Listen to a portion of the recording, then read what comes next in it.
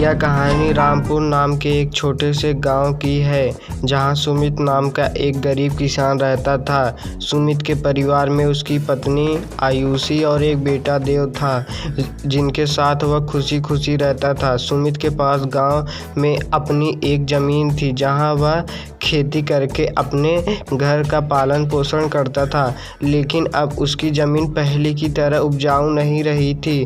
धीरे धीरे फसल का पैदावार कम होते जा रहा था। एक दिन सुमित अपनी ज़मीन के पास बैठा था, कमाने के किसी और जरिए के बारे में सोच रहा था। अब मेरी इस ज़मीन में उपज कम होती जा रही है, मुझे कोई और रास्ता निकालना होगा। शायद मुझे दूसरी ज़मीन लेकर खेती करनी पड़े या कोई और काम ढूंढना होगा, लेकिन मैं इस ज़मीन के भरोसे नहीं रह सकता। चलो आयुषी से राय लेकर देखता हूँ। सुमित तुरंत खेत से घर की ओर चल पड़ा। घर पहुंचकर उसने आयुषी को आवाज़ लगाई, आयुषी जरा इधर आओ, तुमसे एक ज़रूरी बात करनी है।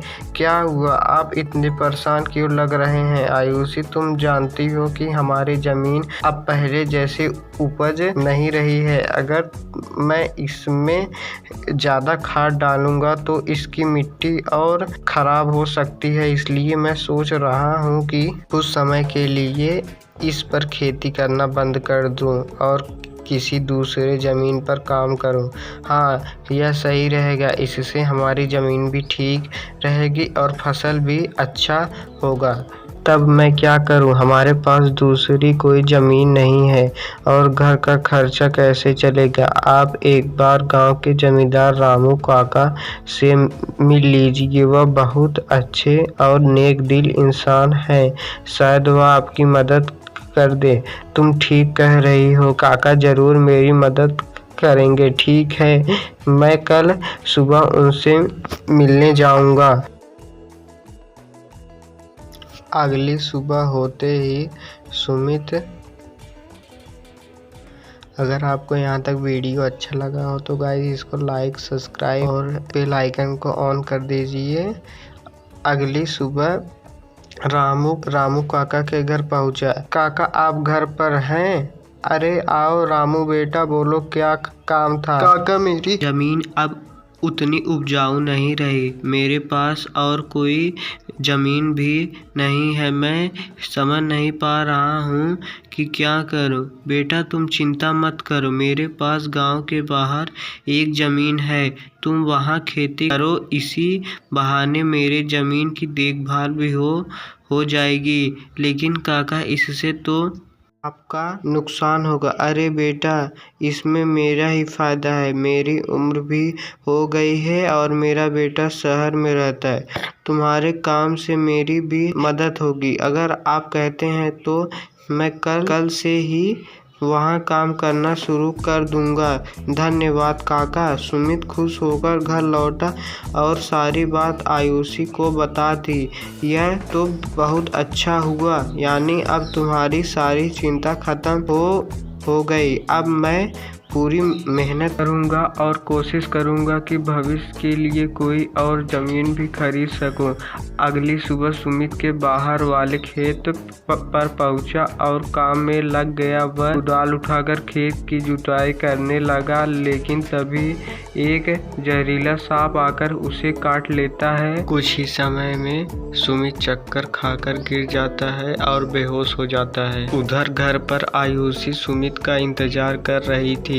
माँ, पिताजी अब तक क्यों नहीं आए? बेटा, उन्होंने कहा था खेत गांव के बाहर है तो देर हो सकती है, पर अब तो बहुत ज़्यादा समय हो गया। माँ, आप परेशान मत होइए, पिताजी आ जाएंगे, आप सो जाइए। लेकिन अगली सुबह भी सुमित नहीं आया। आयुषी घबरा गई और सीधा जमींदार काका के घर पहुंची। नमस्ते काका, सुमित कल आपके खेत। अगर यहाँ तक आपको वीडियो अच्छी लगी तो लाइक, सब्सक्राइब और बेल आइकन ऑन करना ना भूलें। ओके गाइस, इसको ज़्यादा से ज़्यादा ये वीडियो शेयर करिए। मैं काम करने गया था लेकिन अब तक घर नहीं आया। क्या सुमित अब तक नहीं लौटा? चिंता मत करो बेटी, मैं अभी किसी को भेजता हूँ। काका ने अपने नौकर श्याम को खेत पर भेजा। श्याम खेत पर पहुँचा तो देखा कि सुमित बेहोश पड़ा था और उसका शरीर नीला हो गया चुका था। भगवान, लगता है इसे सांप ने काट लिया है। मुझे तुरंत काका को बताना होगा। वह दौड़ता हुआ वापस लौटा और जमींदार को सारी बात बता दिया। श्याम, तुम जल्दी से वैद्य जी को लेकर खेत पर जाओ, मैं आयुषी को लेकर वहां आता हूं। जब आयुषी और काका खेत पर पहुंचे तो उन्होंने देखा कि सुमित पड़ा था। वैद्य जी भी आ गए थे। वैद्य जी, मेरे पति को बचा लीजिए। देखो, मैं इन्हें जहर काटने की औषधि दे दी है, लेकिन जहर ज़्यादा देर तक शरीर में रहने के कारण यह गहरी बेहोशी में चले गए हैं। तो यह होश में कब आएंगे कुछ कहा नहीं जा सकता, लेकिन समय समय पर दवाइयाँ देना और भगवान से प्रार्थना करना। गांव वालों ने सुमित घर पहुंचाया। घर की पूरी जिम्मेदारी आयुषी पर आ गई। माँ, अब घर का खर्चा कैसे चलेगा? बेटा, चिंता मत करो, मैं सब संभाल लूँगी, तुम बस पढ़ाई पर ध्यान दो। अगली सुबह आयुषी जमींदार काका के पास गई। काका, मुझे आपके खेत पर काम करने की इजाज़त दे दीजिए। बेटी, तुम्हें इतनी मेहनत करने की ज़रूरत नहीं है, मैं हर महीने कुछ पैसे भेजता रहूँगा। नहीं काका, मैं खुद मेहनत करके अपने घर चलाऊँगा ना। उसे गांव के अंदर वाले एक छोटे खेत पर काम करने की अनुमति दे दी ताकि वह घर। अगर आपको यहाँ तक वीडियो अच्छी लगी हो तो चैनल को लाइक और सब्सक्राइब और एक अच्छा सा कमेंट करें और बेल आइकन भी प्रेस करें का भी ध्यान रख सके। अब आयुषी दिन में खेत में काम करती और शाम को गांव के घरों में छोटे मोटे काम करके पैसा कमाने लगी। उसकी मेहनत रंग लाई, खेत में फसल अच्छी हुई और जो पैसा वह कमाती थी उससे सुमित की पढ़ाई चलने लगी। कुछ साल बाद देव अफसर बन गया। माँ, पिताजी, मैं आज जो कुछ भी हूँ वह आपकी मेहनत और त्याग के कारण हूँ। बेटा, यह सब तुम्हारी माँ का बलिदान है। उसने हमारे परिवार के लिए हर मुश्किल का सामना किया।